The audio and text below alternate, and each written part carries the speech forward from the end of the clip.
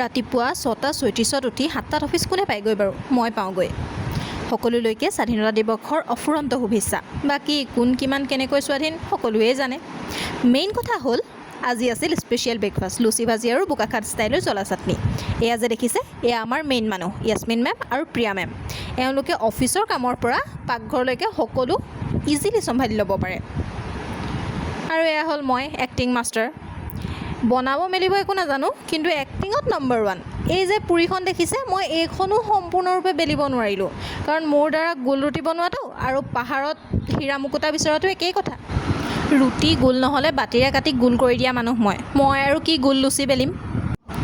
এয়া আমাৰ বোকাখাট ষ্টাইলৰ জ্বলা চাটনিৰ তৈয়াৰী। লগতে এয়া আমাৰ সনাতন দাৰ ষ্টাইলৰ কাবেলী বুটৰ গ্ৰেভি। মোৰ কিন্তু কাবেলী বুট প্ৰিয় দেই, আপোনাৰো নেকি? আৰু এই যে দাইল বা গ্ৰেভিখন উতলি থাকোঁতে যে এটা শব্দ আহি থাকে বক বক বক বক, শুনি পিনিতো ভাল লাগেই, চাই পিনেও কিন্তু বহুত বেছি ভাল লাগে।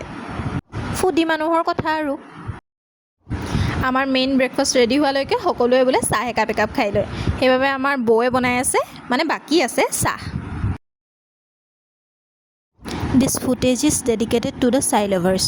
লোভ লাগিছে নেকি?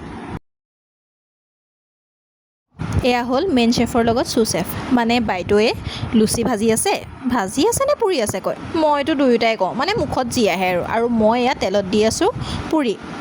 আৰু এই পুৰিখিনি দিওঁতেও 2-3 টোপালমান হাতত তেল পেলাই লোৱাটো মণ্ডেটৰী।